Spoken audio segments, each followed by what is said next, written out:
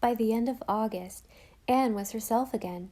Looking forward to a happy autumn, small Bertha Marilla grew in beauty day by day and was a center of worship to adoring brothers and sisters. "I thought a baby would be something that yelled all the time," said Jem, rapturously letting the tiny fingers cling around his. "Bertie Shakespeare Drew told me so." "I am not doubting that the Drew babies yell all the time, Jem dear," said Susan. "Yell at the thought of having to be Drews, I presume. But Bertha Marilla is an Ingleside baby, Jem dear." "I wish I had been born at Ingleside, Susan," said Jem wistfully. He always felt sorry he hadn't been. Di cast it up to him at times. "Don't you find life here rather dull?" an old Queen's classmate from Charlottetown had asked Anne rather patronizingly one day. "Dull!" Anne almost laughed in her caller's face. "Ingleside dull? With a delicious baby bringing new wonders every day, with visits from Diana and little Elizabeth and Rebecca Dew to be planned for, with Mrs. Sam Ellison of the Upper Glen on Gilbert's hands with a disease only 3 people in the world had ever been known to have before, with Walter starting to school, with Nan drinking a whole bottle of perfume from Mother's dressing table. They thought it would kill her, but she was never a whit the worse. With a strange black cat having the unheard-of number of 10 kittens in the back porch, with Shirley locking himself in the bathroom and forgetting how to unlock it, with a shrimp getting rolled up in a sheet of fly paper, with Aunt Mary Maria setting the curtains of her room on fire in the dead of night while prowling with a candle and rousing the household with appalling screams. Life dull? For Aunt Mary Maria was still at Ingleside. Occasionally she would say pathetically, "Whenever you are tired of me, just let me know. I'm used to looking after myself." There was only one thing to say to that, and of course Gilbert always said it, though he did not say it quite as heartily as at first. Even Gilbert's clannishness was beginning to wear a little thin. He was realizing rather helplessly, man-like as Miss Cornelia sniffed, that Aunt Mary Maria was by way of becoming a bit of a problem in his household. He had ventured one day to give a slight hint as to how houses suffered if left too long without inhabitants, and Aunt Mary Maria agreed with him, calmly remarking that she was thinking of selling her Charlottetown house. "Not a bad idea," encouraged Gilbert, "and I know a very nice little cottage in town for sale. A friend of mine is going to California. It's very like that one you admired so much where Mrs. Sarah Newman lives." "But lives alone," sighed Aunt Mary Maria. "She likes it," said Anne hopefully. "There's something wrong with anyone who likes living alone, Anne," said Aunt Mary Maria. Susan repressed a groan with difficulty. Diana came for a week in September. Then little Elizabeth came. Little Elizabeth no longer. Tall, slender, beautiful Elizabeth now, but still with the golden hair and wistful smile.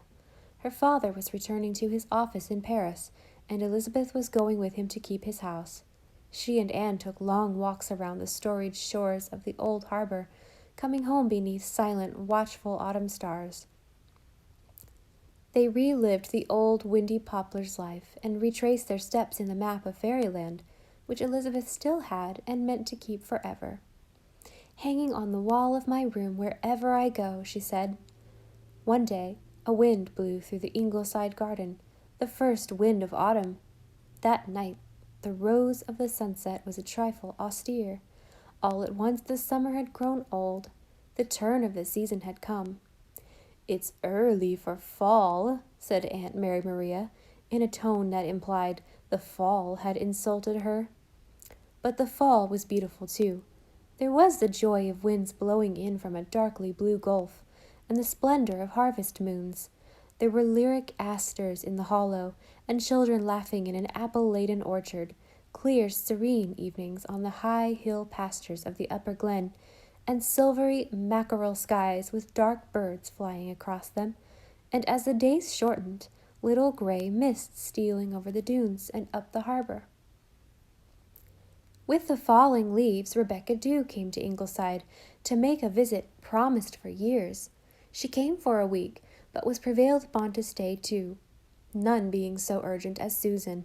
Susan and Rebecca Dew seemed to discover at first sight that they were kindred spirits, perhaps because they both loved Anne, perhaps because they both hated Aunt Mary Maria.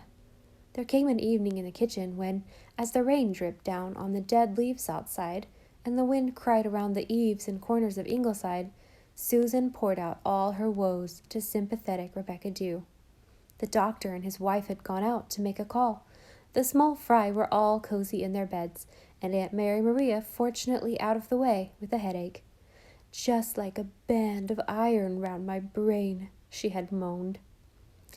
"Anyone," remarked Rebecca Dew, opening the oven door and depositing her feet comfortably in the oven, "who eats as much fried mackerel as that woman did for supper deserves to have a headache. I do not deny I ate my share, for I will say, Miss Baker, I never knew anyone who could fry mackerel like you, but I did not eat 4 pieces.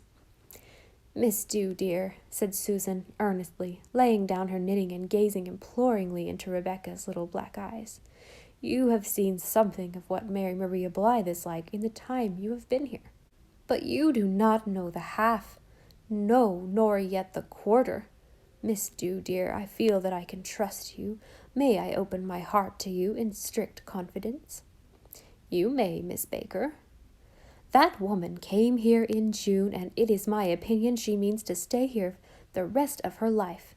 Everyone in this house detests her. Even the doctor has no use for her now, hide it as he will, and does. But he is clannish and says his father's cousin must not be made to feel unwelcome in his house.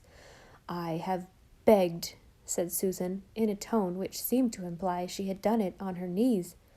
"I have begged Mrs. Doctor to put her foot down and say Mary Maria Blythe must go, but Mrs. Doctor is too soft-hearted.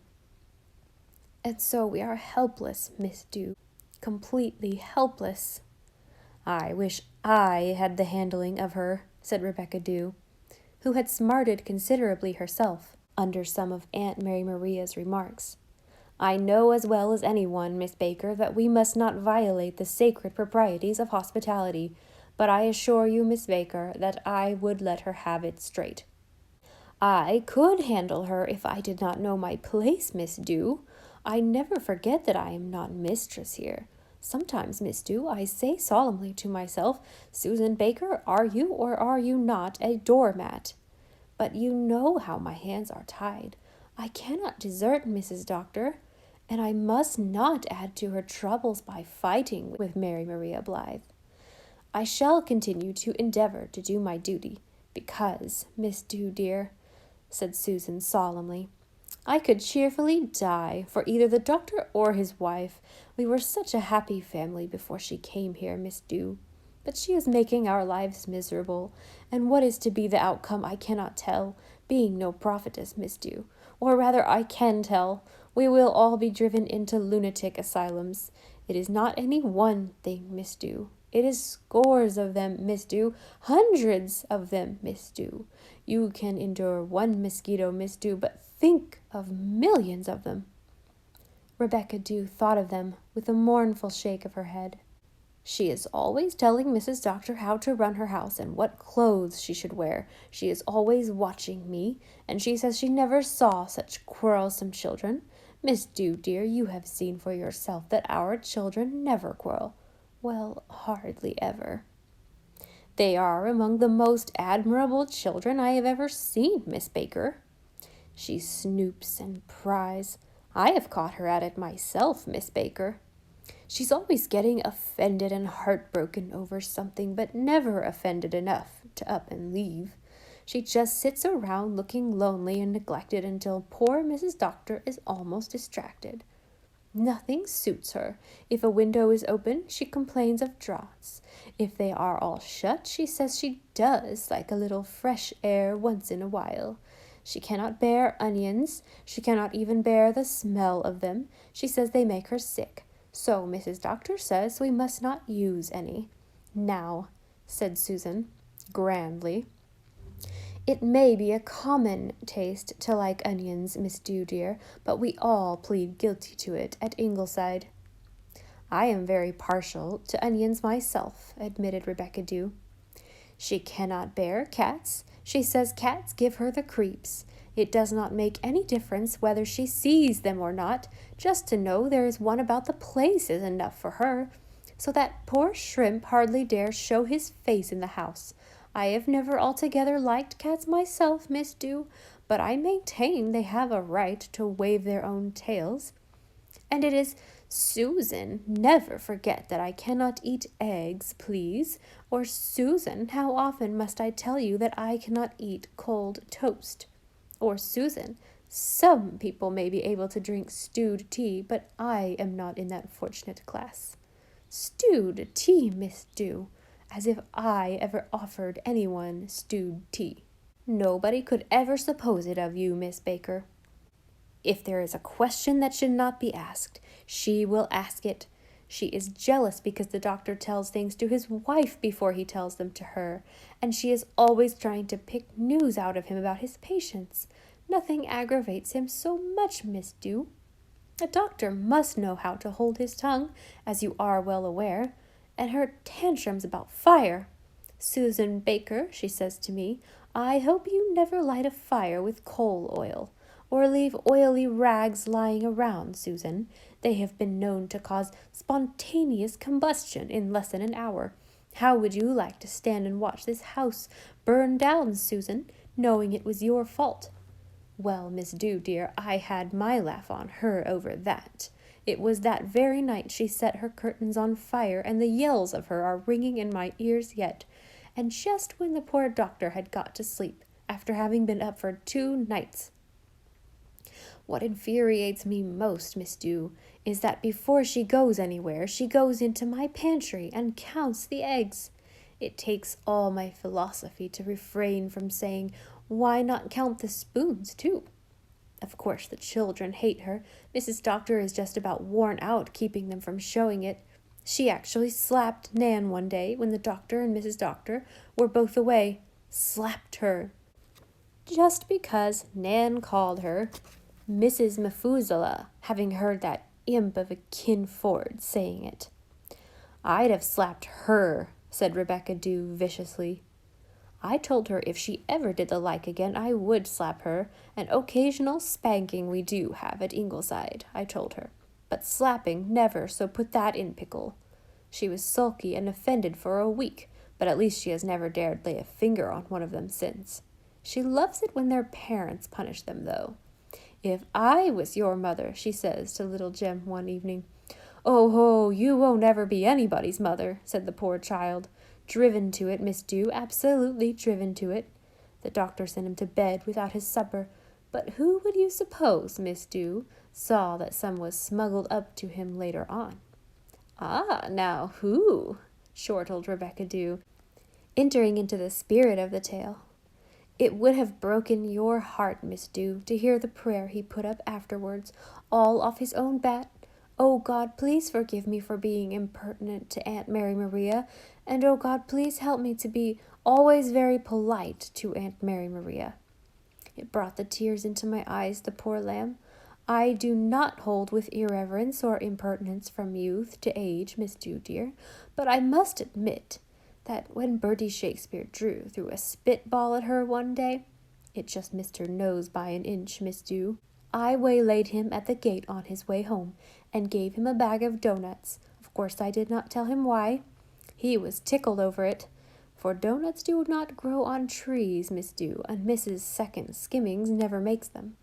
Nan and I would not breathe this to a soul but you, Miss Dew. The doctor and his wife never dream of it, or they would put a stop to it. Nan and I have named their old china doll with a split head after Aunt Mary Maria, and whenever she scolds them, they go out and drown her, the doll, I mean, in the rain-water hogshead. Many's the jolly drowning we have had, I can assure you. But you could not believe what that woman did the other night, Miss Dew. I'd believe anything of her, Miss Baker. She would not eat a bite of supper because her feelings had been hurt over something. But She went into the pantry before she went to bed and ate up a lunch I had left for the poor doctor. Every crumb, Miss Dew, dear. I hope you will not think me an infidel, Miss Dew, but I cannot understand why the good Lord does not get tired of some people. You must not allow yourself to lose your sense of humor, Miss Baker, said Rebecca Dew firmly. Oh, I am very well aware that there is a comical side to a toad under a harrow, Miss Dew, but the question is, does the toad see it? I am very sorry to have bothered you with all this, Miss Dew, dear, but it has been a great relief. I cannot say these things to Mrs. Doctor, and I have been feeling lately that if I did not find an outlet, I would burst. How well I know that feeling, Miss Baker. And now, Miss Dew, dear, said Susan, getting up briskly, what do you say to a cup of tea before bed? And a cold chicken leg, Miss Dew? I have never denied, said Rebecca Dew, taking her well-baked feet out of the oven, that while we should not forget the higher things of life, good food is a pleasant thing in moderation.